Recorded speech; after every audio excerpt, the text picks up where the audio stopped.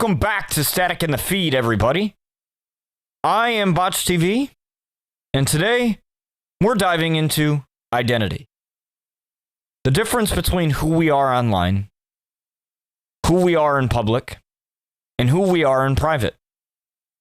I wanted to talk about this because perception doesn't always match reality, and how people see us and how people think we are is perhaps way different than who we actually are.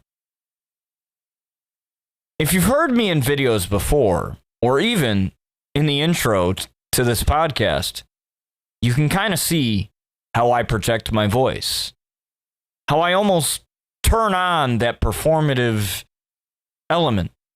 And you can especially hear it in my wrestling or sports commentary. I'm loud, passionate, outgoing, projecting for the whole world to hear. And I give off the perception of someone who loves the attention, someone who is an extrovert, someone who is insanely confident. That's the persona that people hear or that they may think that I am. But outside of content creation, outside of Botch TV, outside of having to promote yourself as a creator on social media, or if you're starting your own business, I'm actually a pretty private person when it comes to all of this. I don't really need social media in my life. I don't need that constant validation. I'm not going to go searching for it online somewhere. I'm more of a homebody, someone who values the quiet and the personal space within my own home and within my office. This isn't something new for me, because growing up, teachers and my peers at school thought I was naturally social because they saw me in environments where being social really wasn't an option. School, the daycare I went to as a kid, public spaces like McDonald's or Walmart. But that wasn't the full picture. Outside of these settings, I was more reserved. I was my happiest at home, in my office, editing a YouTube video, recording a YouTube video, or maybe streaming on Twitch. And still, even in these forced social environments, I somehow was able to adapt accordingly. Talk to my peers and talk to a random person that I didn't know without any care in the world.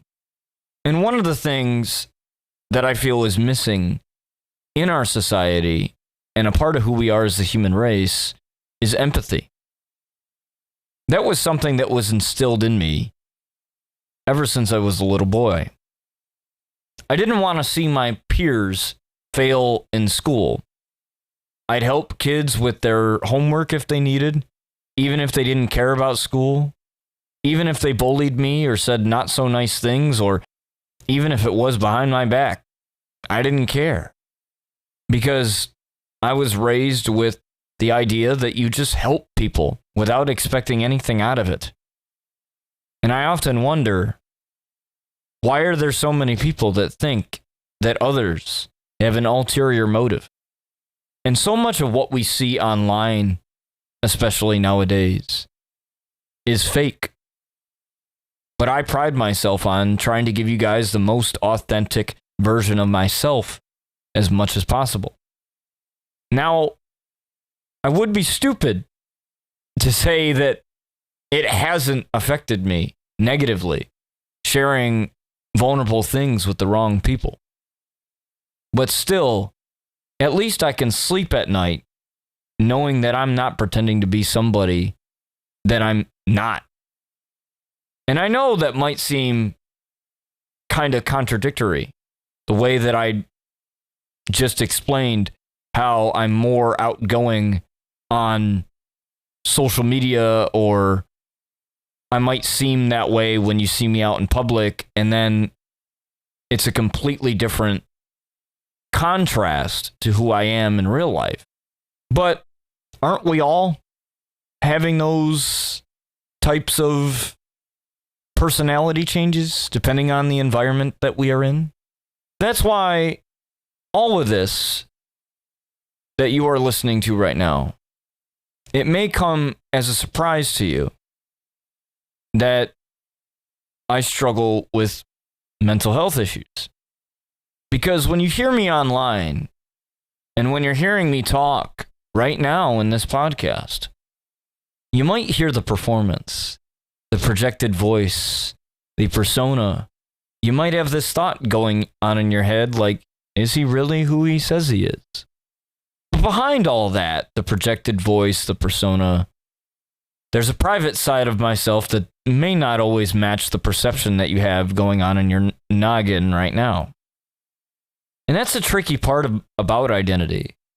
People assume the version they see is the whole story, when really, it's just one layer.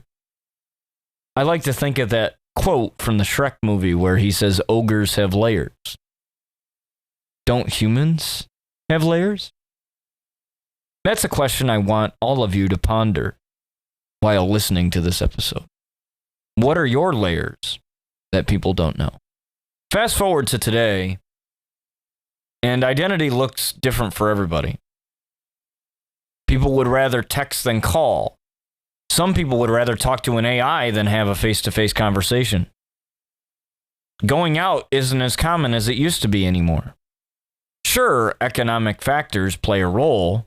We all got to pay rent. But there's also this huge rise in social anxiety and mental illness that has possibly come about within the past 6 years due to the pandemic and the constant isolation. And the hard part is that it's tough to differentiate between those who genuinely struggle with social situation and those who use social anxiety as a crutch to avoid interaction or any other mental illness that affects people, to use it as an excuse to maybe not be a good person towards others. That type of blur makes it even harder to take those who are actually suffering as serious as we have to. Then, of course, there's the online world. Just like wrestling personas, where a wrestler creates a character that they play on screen, creators build versions of themselves for the internet. Botch TV is my persona. As I always say, your favorite wrestling and sports enthusiast, or your favorite wrestling commentator and sports enthusiast. However you want to coin it, that's what it is. It's a creative outlet, a way to perform my stories and share them with the whole world. But that doesn't necessarily mean that's all that I am. An online identity can be freeing. It can open you up to people that have the same interests as you, people that may have the same values as you, but it also comes with the pressure of maintaining the image, especially when you're lying through your teeth about who you actually are. Because that's where trolling comes from. Think about it.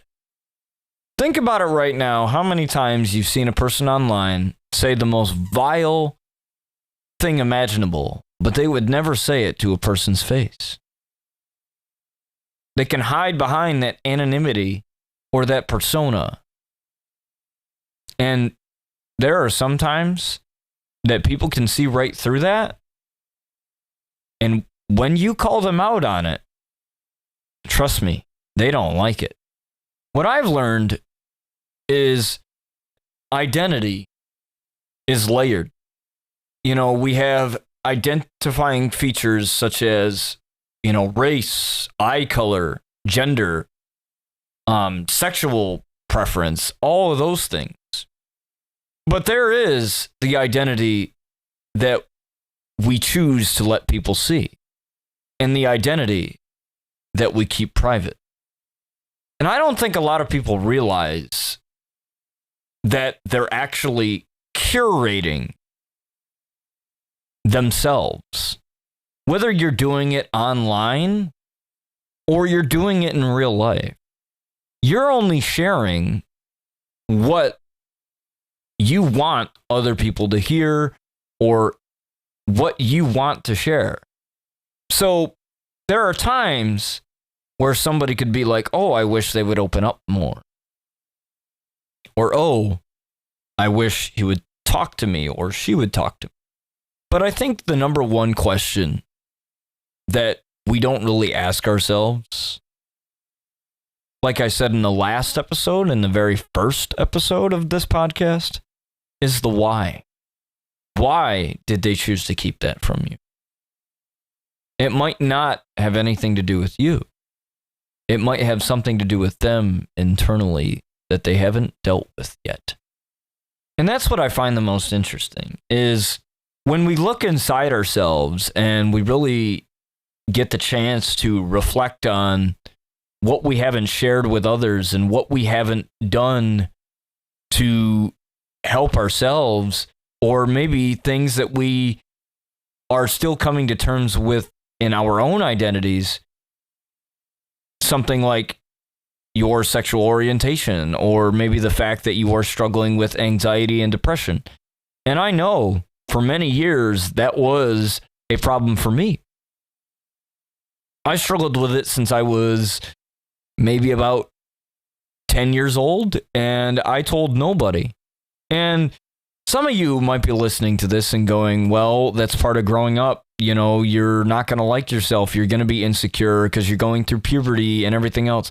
But eventually, it went beyond the hormonal puberty that we all go through in life, because that's just part of our bodies and biology. It went way beyond that for me. I start to think to myself during this time that I had nothing to be depressed about. I had nothing to be anxious about or sad about, because I lived a great life, or I was living a great life. And the idea that I denied myself these feelings, that I denied this part of my identity, that I didn't allow myself to even be myself for the longest time, I look back on it now and I think, what the hell were you thinking? And I think a lot of us go through that, where we start to discover parts of ourselves as time goes on, because we live life and we don't recognize who we are and we don't recognize what we are doing. Because think of it like this. You get up in the morning, you take a shower, you brush your teeth, you eat breakfast. Take those three things. Just think about that for a minute. Do you ever think about it? Do you ever think about why you shower at the time you shower in the morning? The cereal that you eat for breakfast every morning. Whether you brush your teeth in the shower or you wait. If the answer is no, then that is simply because you make it a part of your routine to where you don't think about it. The reason why I use this sort of comparison when it comes to exploring ourselves and recognizing who we are outside of our online personas and who we are not sharing with the world or choosing to omit from other people is all just things that we might not even think about, because we just do it. It's kind of like common courtesy, holding the door open. You don't think about it, you just do it. But I think that's where we've sort of lost ourselves as human beings, because when we don't think about why we feel a certain way and why we do things that might be unhealthy for us, and somebody attacks that or sort of questions that, it might be very alarming to us. We might get defensive and we might not be as receptive to what they have to say because, well, we haven't thought of it before. It's just really sort of interesting to me that we live in that world where we don't think about it. And it's kind of like when you go to therapy and it might be your first time going to therapy and your therapist has all this expertise, or somebody has more expertise than you, and is giving you that perspective on life that you didn't necessarily realize. And then you take a moment to digest it and really sink it in and really figure out how it affects your life. And you go, huh, I never thought of it that way. And I think that's what gets lost within online versus offline. There's no immediate consequence to what we do online or what we post or what we don't think about, because it's the internet. And I remember a quote from Dave Chappelle, who always said that Twitter wasn't a real place. The truth is, he is kind of right. Social media isn't real life. That doesn't mean you play Russian roulette with it and just say whatever you want to say without any sense of consequence or without any morality. It really puts things into perspective on who we are. There's been times where I've thought to myself, am I sinking too much of my teeth into botch TV and losing who Brian is?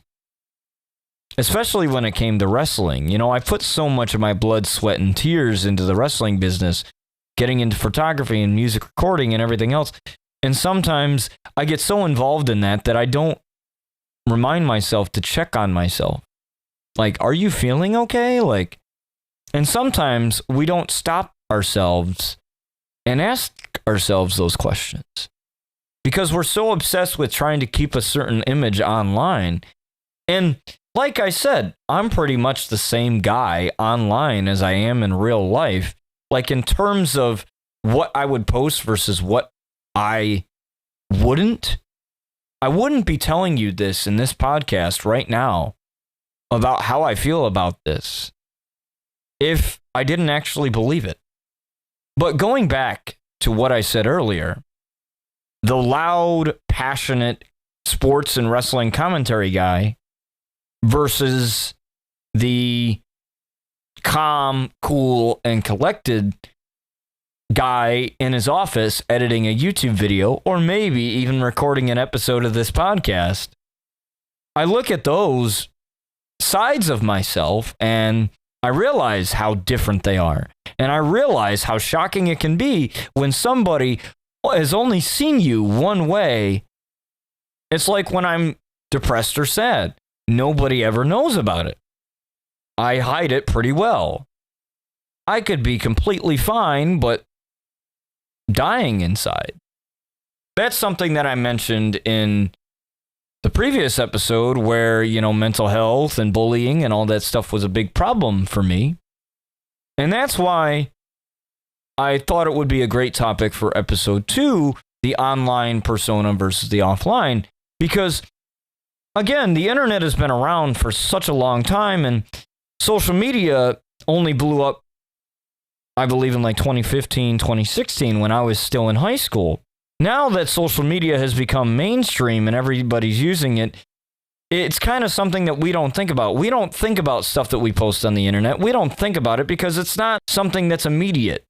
It's like when you put your hand on the stove and it starts to burn and you start to feel the heat from your hand, and you remove your hand from the stove because the nerves in your hand are telling you, motherfucker, your hand is on the stove. It's going to fucking burn you. Get your hand off the damn stove. But with social media and this online presence that most of us have, we don't even think about it. We don't care. We curate. And another way that I can see this going on is the way that we view relationships, online versus offline. You could have the happiest couple online, a couple that looks like they are the best couple in the world, husband and wife are great, and there could be trouble in paradise behind closed doors that nobody posts. Why? Nobody posts it because nobody wants to hear about your sad day. I understand some people use the social media as an outlet. You know, they might post just to get their thoughts out, and that's completely fine. People have done that for years and years and years. Let me ask you this. Do you think that those people think about what they're posting, or do you think that they're just venting and just want to get their feelings out? Whichever way you land on that question, it doesn't invalidate the person's reason. But I ask because we have come accustomed to just doing it to where we don't even think. We don't think about it because it's something that just we've always done. And that's what I find really interesting just about how we put so much weight into online and we start to lose it in real life. Take this, for instance, where you have people that are on their phones sitting on a park bench texting each other, but the person they're texting is the person they're sitting next to. And it's gotten to that point where we've lost our humanity. And I don't know if we're ever going to get it back. But that even puts more into question because online versus offline. You tend to be more honest online because there's no immediate consequence. I know that sounds kind of funny because you might sit there and think, no, Botch, there's no way that people are that honest online. But there are some times where I'll read certain posts and I'll be like, does somebody really freaking believe this shit? Do they really believe it? Because there's people with brains, believe it or not, in this world.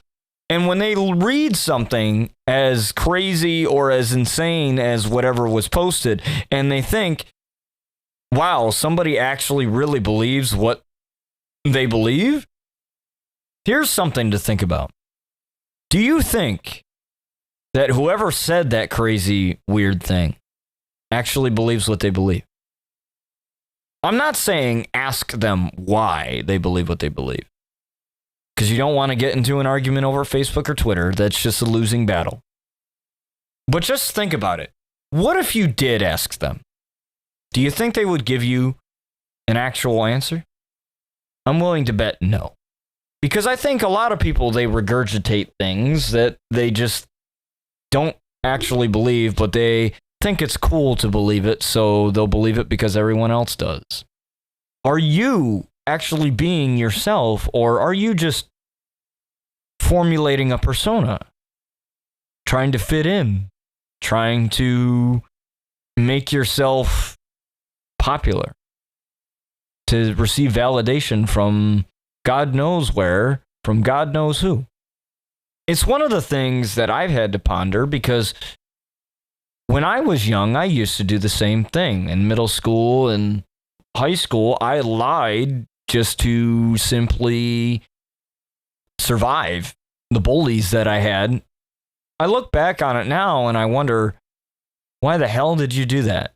And some of you might be thinking and saying, well, you got to do what you got to do. And, if that's you, I'm not going to fault you for that because there's probably a lot of you that would probably do the same thing. But that's where we learn, we grow, and we start to realize that Instagram, Twitter, Facebook, Twitch, none of that stuff is real. And that doesn't mean, like I said, to go Russian roulette and do whatever you want. That means treat it carefully. But also don't put so much weight on it. One of the things that I started to recognize throughout all of this and throughout all my time as a content creator is that the more authentic you are, the better life you live because you don't have to keep up a lie. And I remember somebody telling me this. I don't know who said it. I don't know if it was a philosopher. They said, if you tell the truth, you don't have to remember a damn thing. Think about it. When you lie, you have to lie again.